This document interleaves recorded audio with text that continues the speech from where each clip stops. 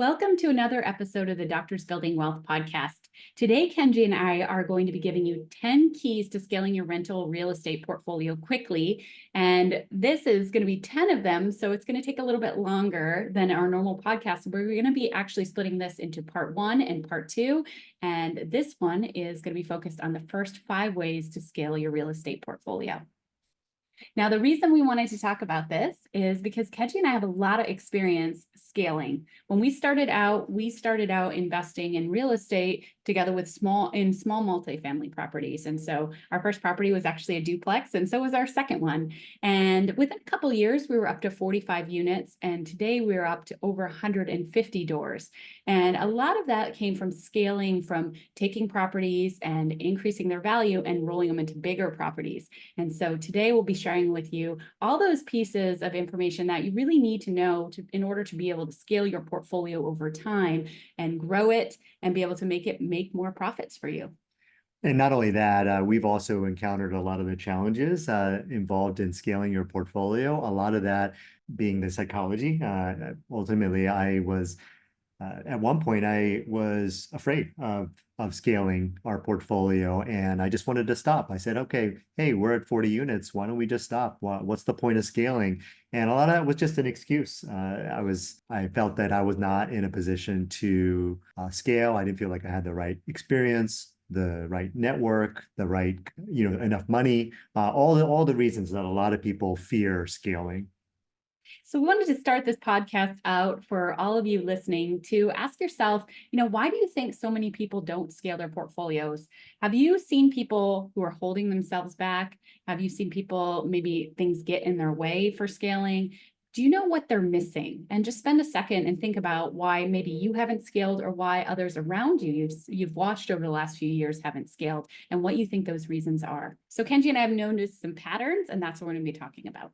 So the first pattern that we've noticed that have allowed people to scale and not get stuck is believing it's possible for them. And when we started out, like Kenji mentioned, we actually didn't believe that scaling was possible for us specifically. And so that held us back for a number of years. And what we've come to realize is that 80% of what you do, the success you have, is really due to your mindset and your psychology. Yeah, and we've seen a lot of mom and pop owners get stuck at a certain size property or a certain number of units. And I think a large part of that is because they don't believe it's possible for them. And as we bought property after property from mom and pop owners, what we noticed was that there were a number of reasons why they tended to get stuck. One of the reasons is that they don't have a vision for what they want. They don't go out and say, okay, I want to scale up a portfolio up to a certain size. I want to eventually get into 100-unit properties. They kind of just go day by day. We had one owner who was just buying 1 unit at a time and eventually did accumulate a lot of units, but there was no clear vision of I'm going to go do this. It just happened accidentally. Yeah, and Kenji's talking about our 160 unit in Vegas. When we bought it, was 158 condos that the owner had individually bought up over several years. And so he didn't have the vision of going bigger. He just accidentally got there. And you can imagine what he would have done if he had that vision starting out. Yeah, well, I wanted to emphasize that it was over decades that he acquired 158 units. And for us, we ended up buying the 160 units 2 years after we set the goal of buying 160 units. So it's a very, very huge difference. If you have a clear vision for what you want, you set a goal for going out and buying 100+ unit property versus somebody who gets there accidentally. I think the other patterns we've seen is we've often seen that the kind of mom and pop landlords, they also don't claim this identity of real estate investor out of the gate. And we've seen this success of people in our community going and saying, I'm a real estate investor, I'm resourceful, taking those limiting beliefs and fears that they maybe initially had, that we all have, that hold us back, and switching them around and saying, I'm very resourceful. I can figure this out. I've got a great community around me. I can handle whatever comes at me. Every challenge is a gift. And so that identity and that kind of mindset work that people are doing in our community and that we do to this day for ourselves really can make a difference in believing that you can do it and making you that much more successful.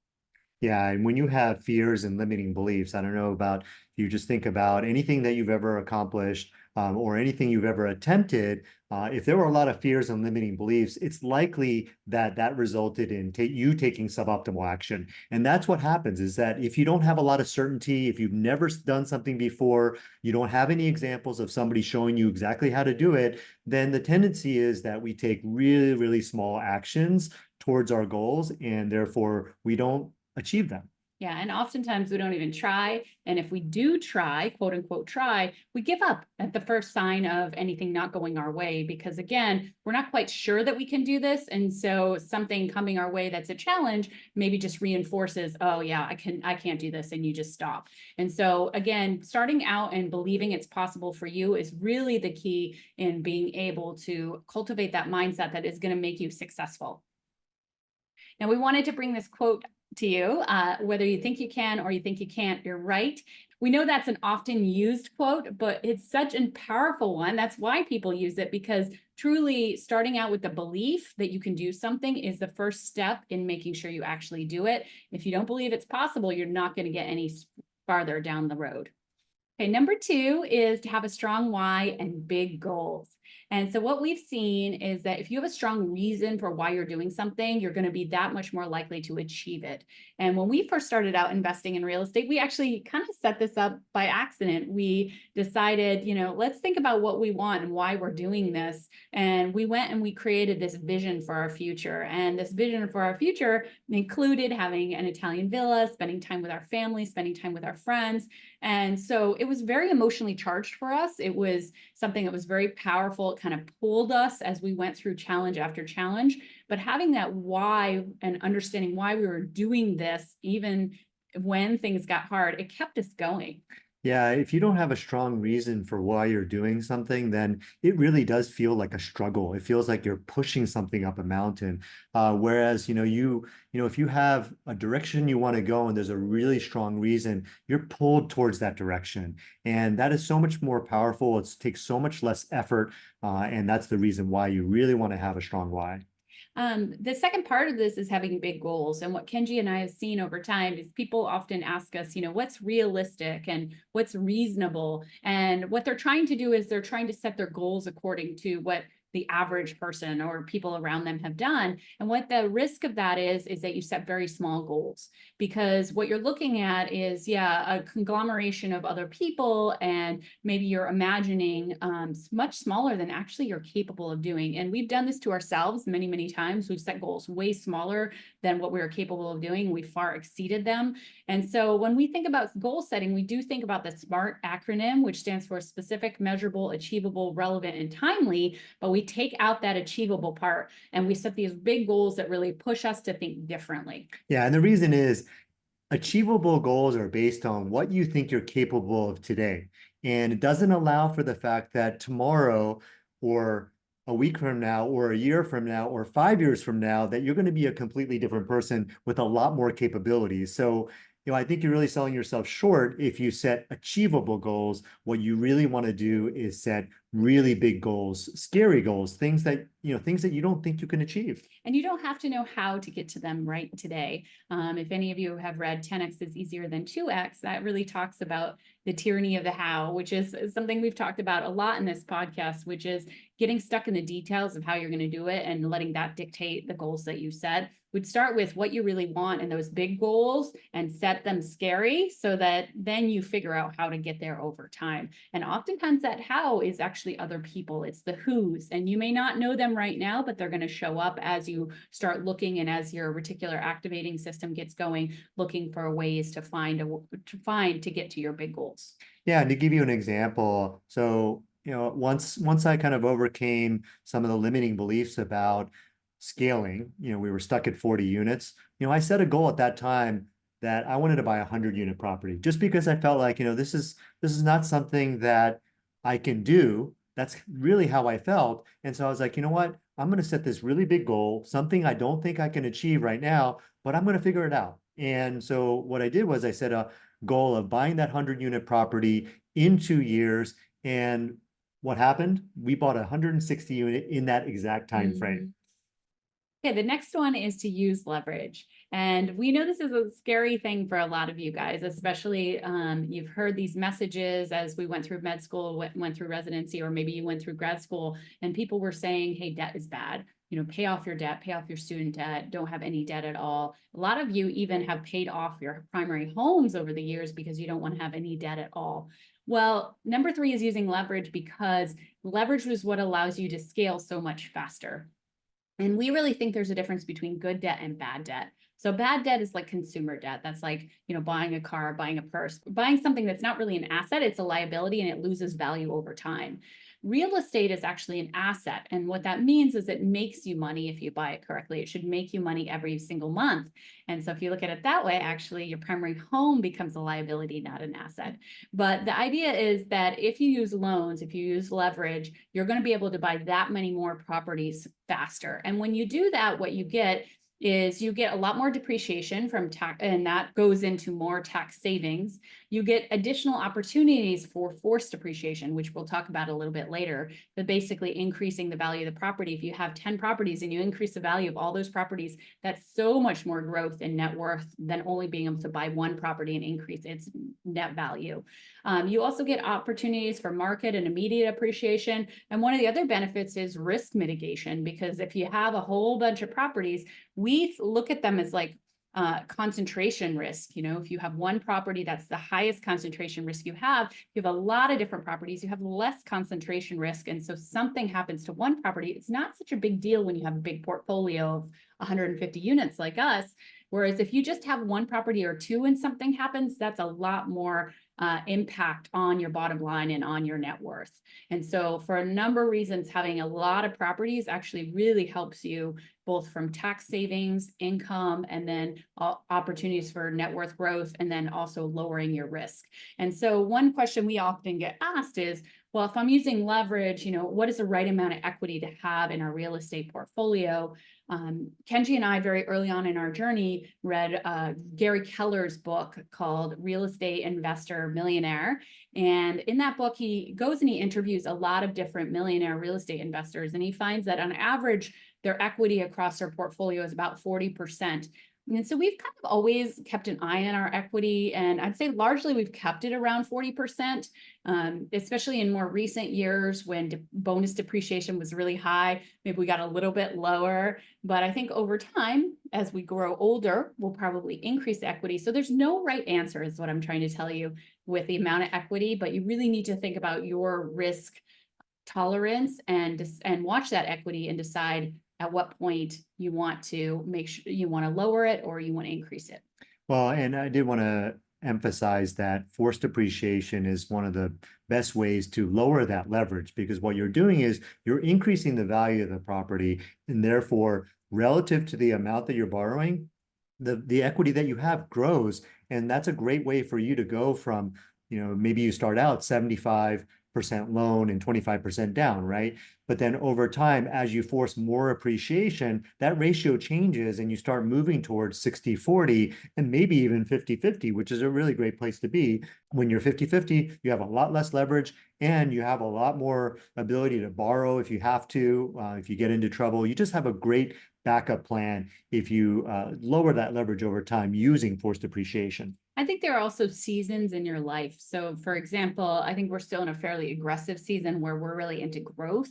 And so for us, we're going to tolerate a little bit less leverage. Like I mentioned, as we get older, as we maybe are slowing down our growth, we're going to value stability and we're going to value having more leverage and more kind of collection of money basically in our properties. And so at that point, we're going to probably lower our loan amount and increase our equity across our portfolio. So just understand this can change over time as well at different phases of your life.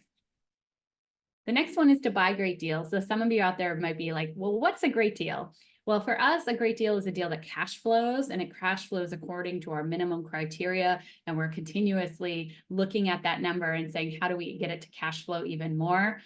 We want to get that monthly income because it's what replaces your income from your day job. And it also allows you to get through any unexpected expenses in your real estate portfolio or your life.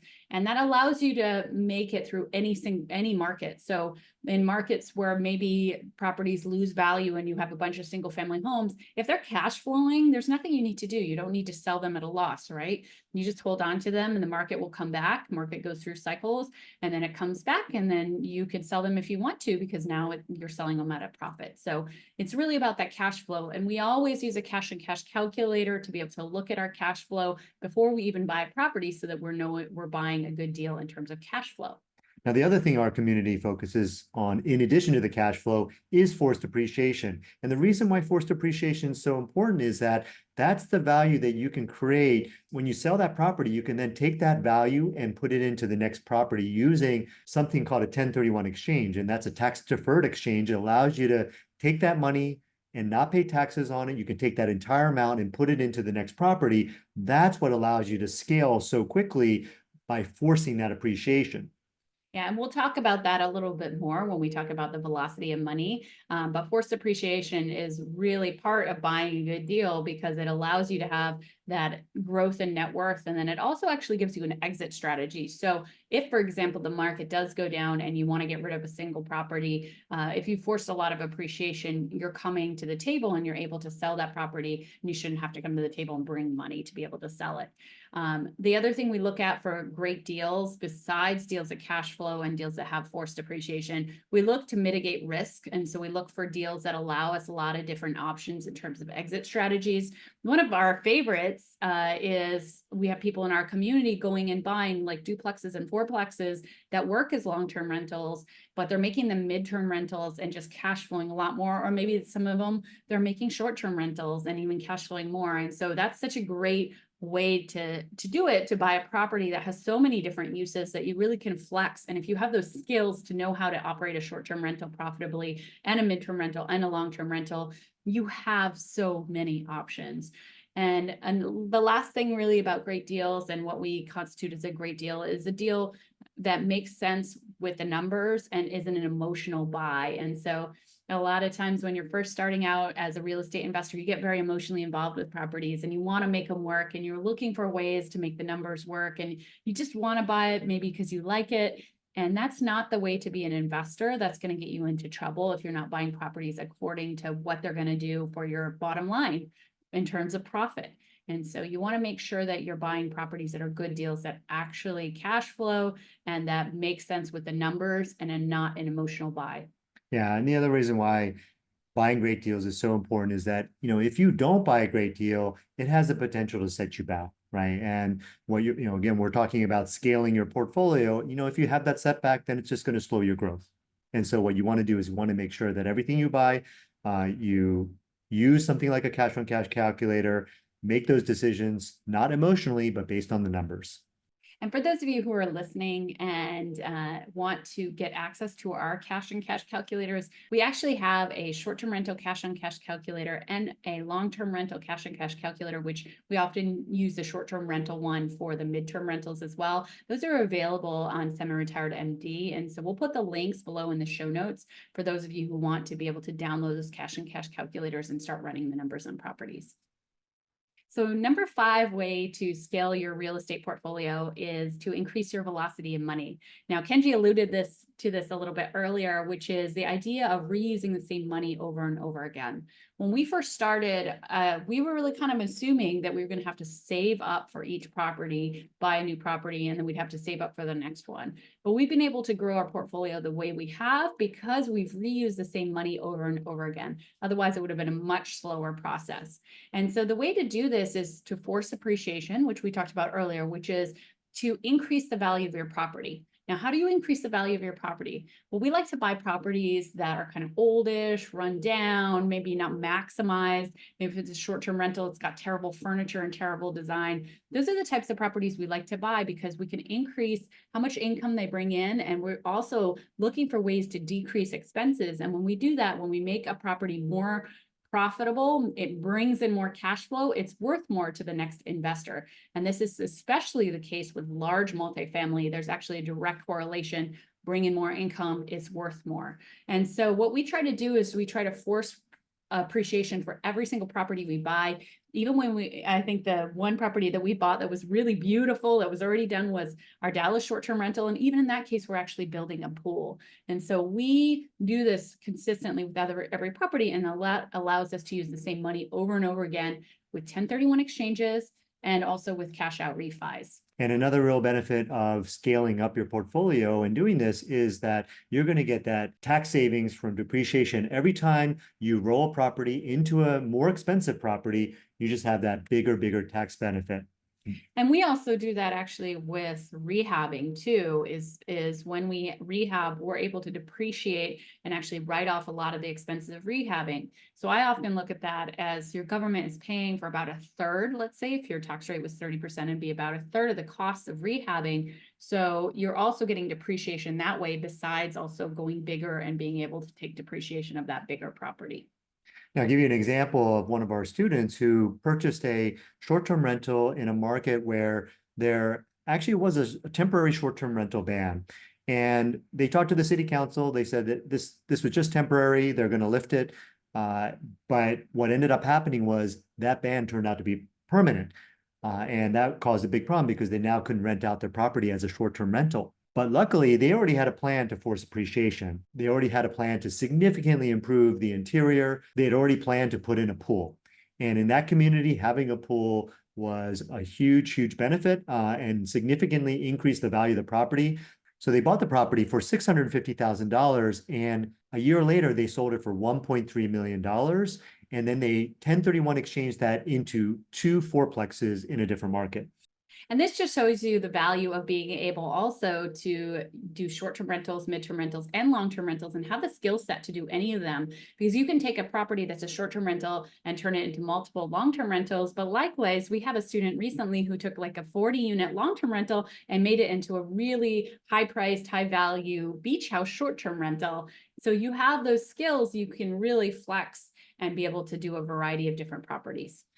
All right, that covers the first 5 keys to scaling your rental portfolio quickly. Stay tuned to watch part 2, where we're going to cover the other 5 keys.